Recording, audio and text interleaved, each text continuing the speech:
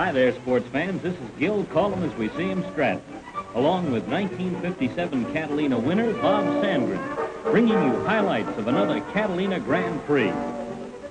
Our story begins as the riders draw numbers to determine positions at the start. Bob, when does this actually take place? About a month before the race, Gil. There'll be some 200 bikes in the big Sunday race with 5 riders taking 3 seconds. The lower your number, you'll be to the starting line. The actual day of the race, motorcycle fans from all over the country head for Santa Catalina Island by every means of transportation. Many take an amphibious plane which picks them up in Long Beach, California, and in just 17 minutes of flying time lands them in Avalon Harbor. Others, of course, prefer a more leisurely and relaxed trip aboard the famous Santa Catalina steamer. Bob, do the rules allow any size machines to race at Catalina? Yes, any size can enter, but each is judged according to its class. As you know, Gil, there are 2 days of racing, Saturday and Sunday. The Saturday race is for the smallest bikes up to the 250cc class, and Sunday, the bigger machines from the 350cc on up will compete. Well, how do the riders qualify for Catalina? Well, due to the nature of the race, only a limited number is possible. So a group and sports committee picks those riders who, by virtue of their past performances and points earned, are the most eligible.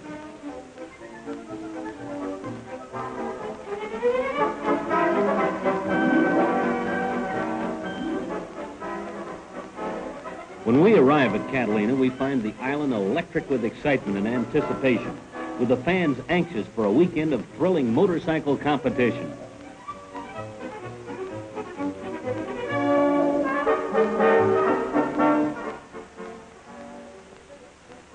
Bikes of every make and description have been sent by manufacturers from all over the world to make this 7th running of the Catalina Grand Prix almost the United Nations of motorcycles.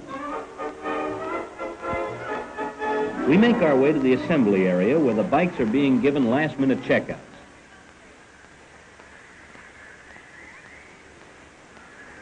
Gil, here's a familiar face everyone knows, Keenan Wynn, star of motion pictures and television, and one of the most avid motorcycle competitors.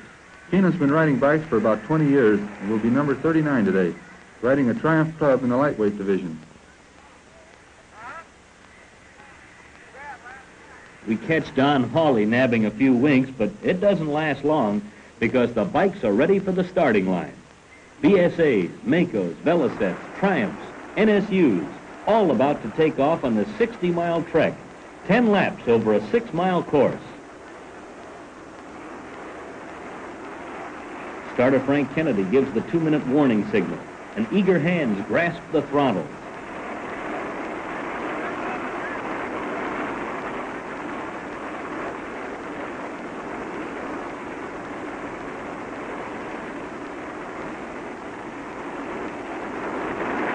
One minute to the start and the tension really mounts.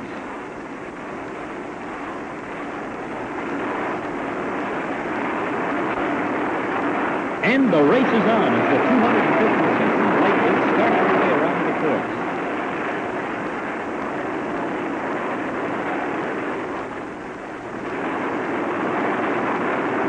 Now watch one of the most spectacular pilots ever seen in a motorcycle race as wave number 2 takes off.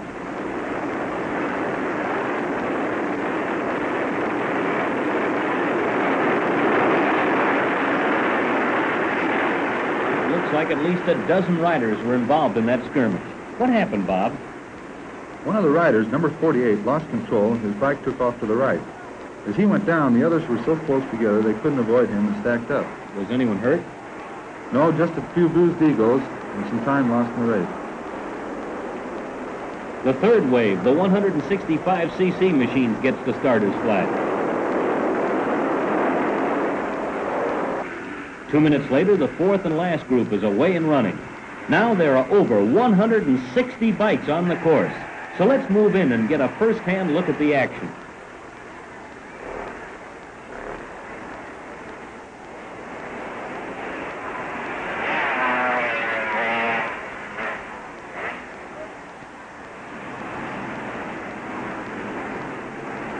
Near the start of the race, number 28, Don Hawley, riding a Triumph Cub, and Walter Axthelm, number 8, on a 15-inch BSA, battle for the lead.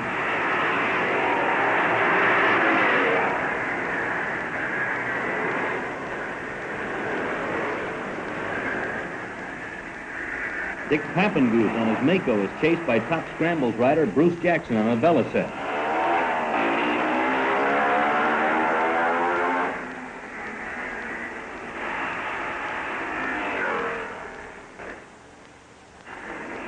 Here comes Bob Castle on a 200cc DKW. Ralph Adams on a Triumph Cub takes the bridge.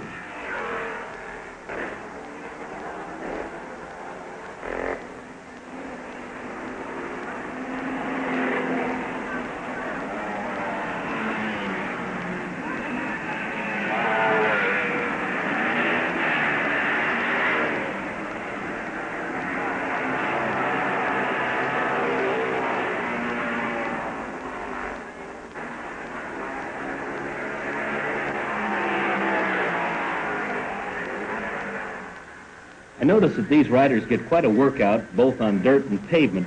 Is there any difference in riding techniques between the two, Bob?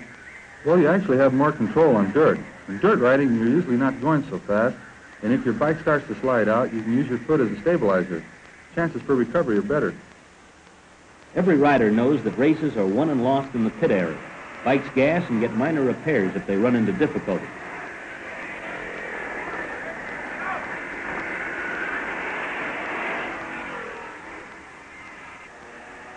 Now the riders work their way back into town over tricky pavement turns. But not all of the boys get there without a spill.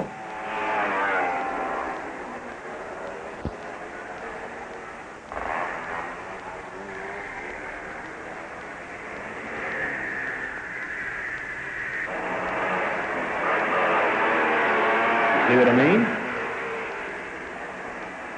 Don Hawley's Triumph Cub trims the corner and Axthelm is close behind.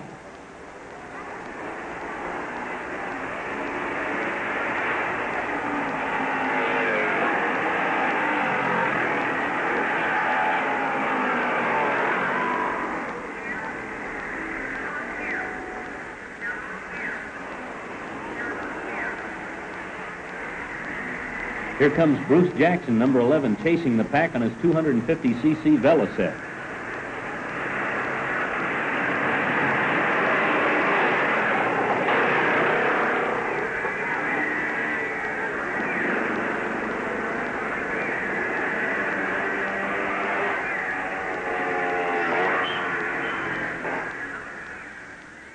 As the bikes scream around the curves for the last lap, the officials keep close tabs on the riders.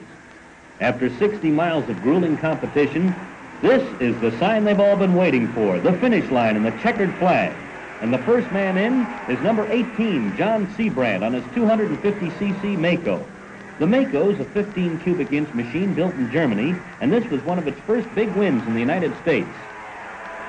Number 11, Bruce Jackson, takes second on a Velocette in the 250cc class, and in the 200cc group, Ralph Adams rode his Triumph Cub to victory, followed by Corky Pennington, also on a Triumph, with Jack Norman riding a James in third spot. Fourth and fifth were taken by Doug Evans and Bob Rasmussen on Triumphs. In the 165cc class, Johnny Smith's Triumph Terrier grabbed first, with Cordy Piper second on a BSA. In the lightest class, the 125cc's, first and second went to Leon Evans and Dan Green on NSUs. Next day, everybody, including our queen, lovely Diane McBain, is on hand to watch the big 100-miler. Diane is here to present trophies to the best-looking machine and the best-looking machine and rider. Carl Bailey, a well-known KBIG disc jockey, interviews Her Majesty. Don Draskovich cops the award for the best-looking machine and gets a kiss from the queen. In the assembly area, the riders make last-minute preparations for today's big one. Bob, we know, of course, that you were entered in this event. Tell me, what do you think of before a race? Well, there are a lot of things that run through a guy's mind before a race. I find myself thinking about a bike and wondering if it's going to hold up. Naturally, you hope you're going to win, and you're very anxious for the start.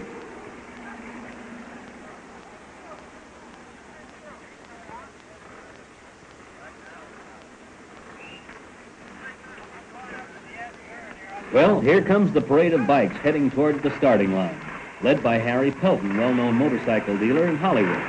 Bob, what number did you draw? 149, Gil, and I'm riding a Triumph TR6.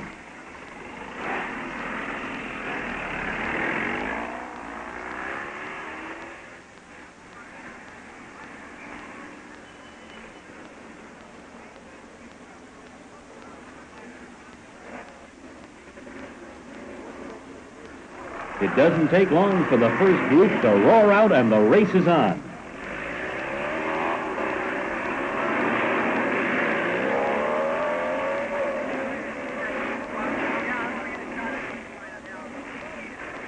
Number 20, Roger White, gets a fast start and leads his group into the first turn.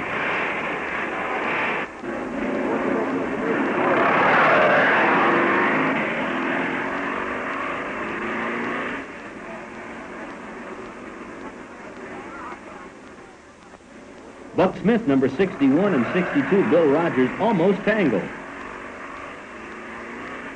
There are about 200 bikes in this race, and at 30-second intervals, the groups lead the line. Now, once again, let's get out on the course and see some of the action.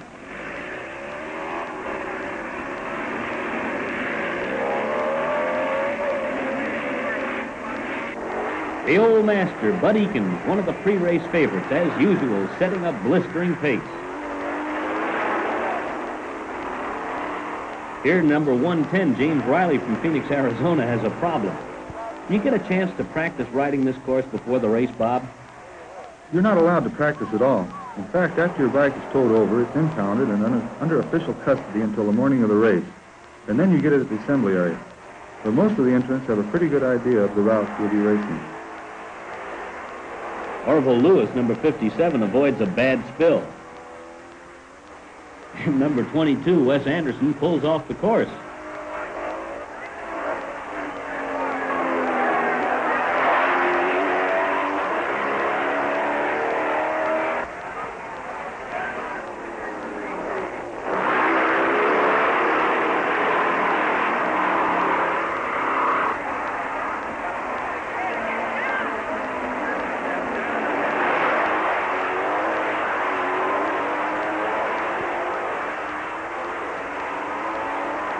Keep your eyes open, Bob, because the third man is you. How are you doing at this point? It's pretty hard to tell because all the bikes are racing against time, since they start out at 30-second intervals. I did pass a few guys along the way, but I wasn't too sure of my standing. Well, that bridge on the outer edge of the golf course is one of the real tricky spots.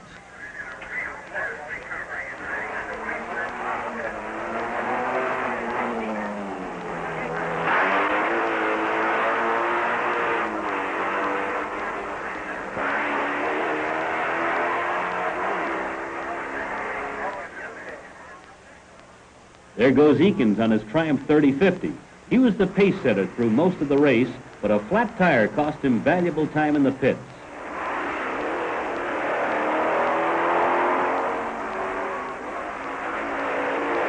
Number 130, aerial-mounted Al Colley, drifts around the turn.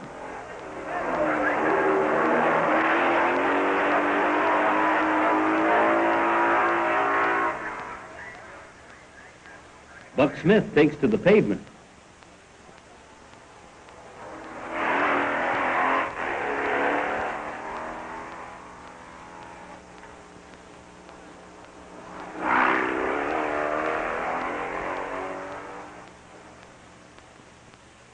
Roger White shoots by, but prepares to stop at the pit area. Oil, gas, and a long drink of water are a must in this man's race, and Triumph, BSA, Matchless, Velocet, AJ, and Aerial crews are on hand to service their bikes.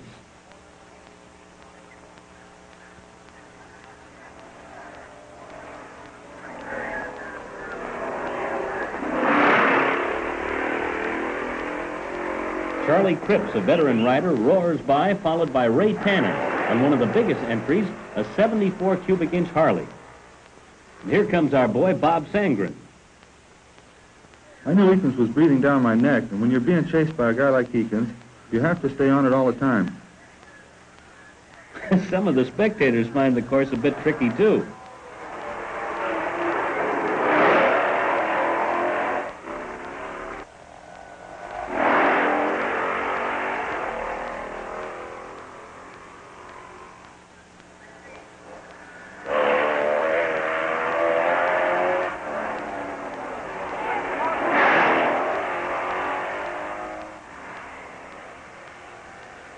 Cal Bottom, number 2 on his Triumph, was one of the top contenders throughout the entire race. But on the last lap, he broke a rear chain, which forced him out of competition.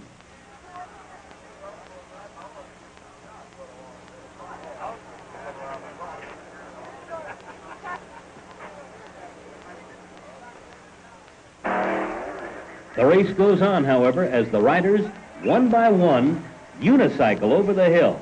Now watch these boys fly right through the air. Oh, he took a shortcut. Hold her, Nellie.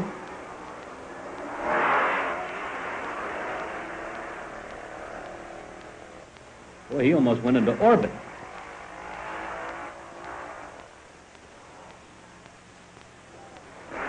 Now we're back on the asphalt and heading into town. Again, the riders use their pavement strategy to gain an advantage.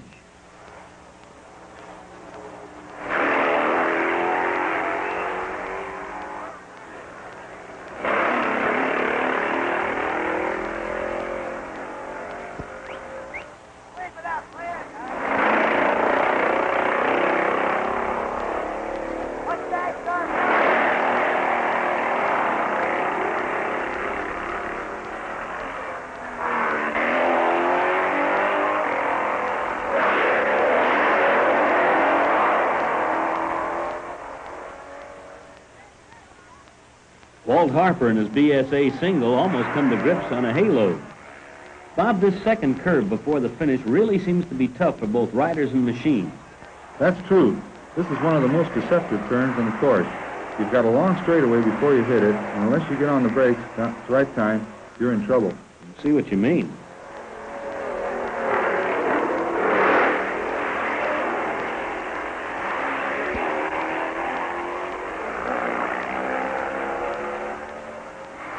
The police are in force, but this is one place where a speedster doesn't get a ticket. Number 6, Gary Soule, an early leader, and Bob Ewing and Gene Kaufman take the turn neck and neck.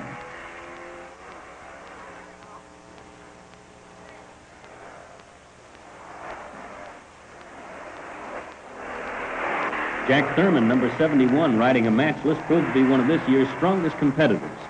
Thurman is a top rider in flat track and sportsman events. Watch number 74 now. John Brestow and his Velocette hit a hay bale. Ooh. Have you ever hit one, Bob? I've hit a few, and they don't move very far.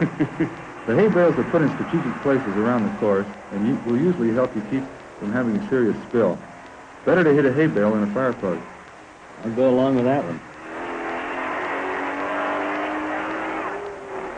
Tom Brunton, number 136, overshoots the corner.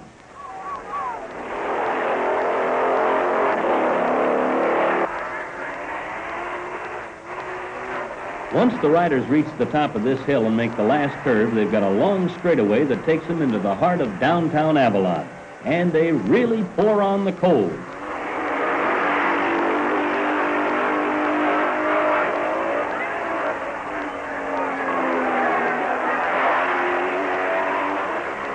After completing 10 laps of this grueling 10-mile course, a rider is ready to take the checkered flag. This 100 miles is one of the toughest motorcycle events in the country, and the first man across the finish line is number 71, Jack Thurman, on his matchless. It was believed that Thurman was the winner, but due to the delay in calculating actual times of the riders, an error was made in the immediate judging.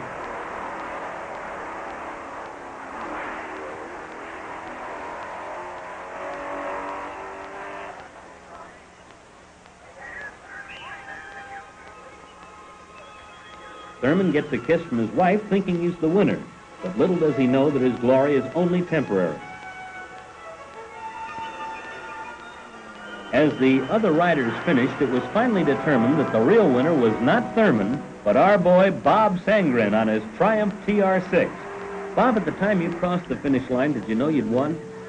No, Gil. I also had the impression that Thurman was the winner, until I tallied out the times, and mine was 32 seconds better than Jack. Official results showed that in third place was Howard Nicholson, also on a Triumph, with fourth honors going to Arvin Cox with his BSA twin.